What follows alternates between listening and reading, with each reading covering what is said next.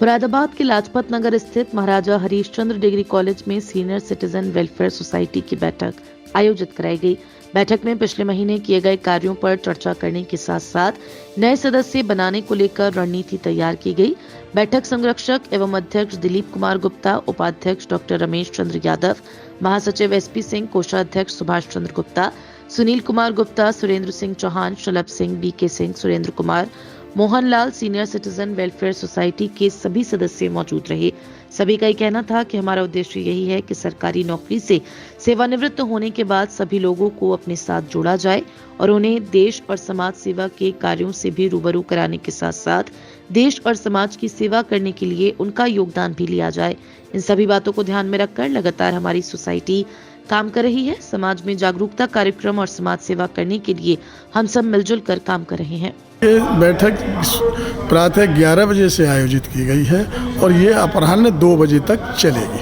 क्या मकसद है सर बैठक का? इस बैठक का मकसद ये है कि हम वरिष्ठ नागरिकों की जो समस्याएं हैं उन पर जो है चर्चा करते हैं।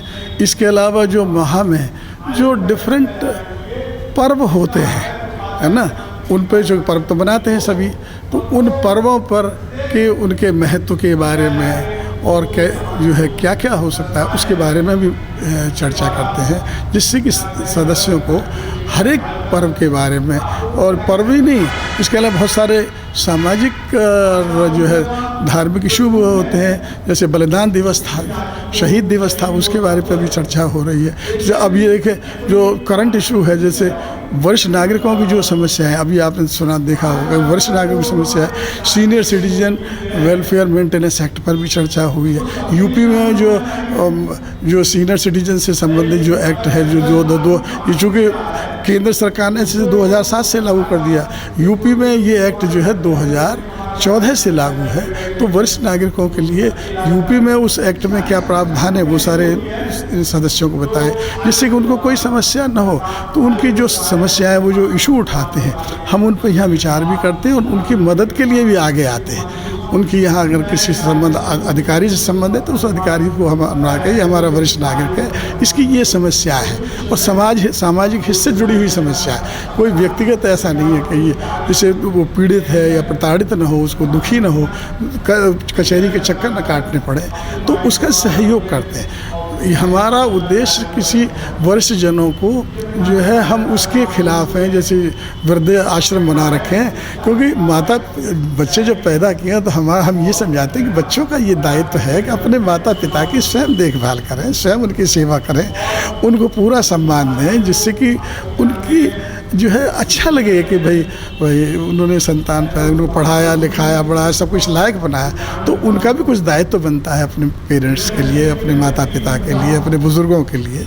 तो ये हम उन्हें समझाते हैं और उसका असर भी पड़ता है, यहाँ जे जाते हैं। तो ये हम कार्यक्रम करते रहते हैं, और जितने विषय और जो नए सदस्य आते हैं उनका बाकायदा हम परिचय भी कराते हैं, वो बताते हैं जो कोई संस्था से जुड़ना चाहते हैं। इसके अलावा जो हमारे इस जैसे मार्च चल रहा है, इस हर माह जो उस माह में जितने सदस्यों के जन्मदिन हैं उनको माल्यार्पण कर उनका स्वागत करते हैं। जिनकी विवाह तिथि भी उस माह में पड़ी है उनका माल्यार्पण स्वागत करते हैं। उन सभी की दीर्घायु की कामना करते हैं, उनके परिवार के मंगलमय होने की कामना करते हैं। तो ये काम भी हम करते हैं। मीटिंग ज़रूर, फिर अध्यक्षीय भाषण होता है, वो सारे इसको बाकायदा इसको समअप करते हैं। हर एक की जो चर्चा होती है उसके बारे में बताते हैं कि इसने ये चर्चा की और उसकी उपयोगिता भी बताते हैं। और राष्ट्रगान भी हम करते हैं। राष्ट्रगान के बाद मीटिंग की समाप्ति की घोषणा करते हैं। अगर किसी वजह से हमारा संस्था का कोई सदस्य निधन हो गया या उसके परिवार के किसी सदस्य का निधन हो जाए, बाई दिव्य हो जाता है, तो हम उसको 2 मिनट का मौन रख के उसे श्रद्धांजलि भी अर्पित करते हैं। तो ये संस्था करती रहती है। और वरिष्ठ नागरिकों की मेन प्रॉब्लम है कि वरिष्ठ नागरिकों से जो ज्वलंत इश्यूज़ हैं उनसे संबंधित, उन पर चर्चा हम जरूर करते हैं और उनके समाधान की भी उपाय भी बताते हैं और कोशिश भी करते हैं।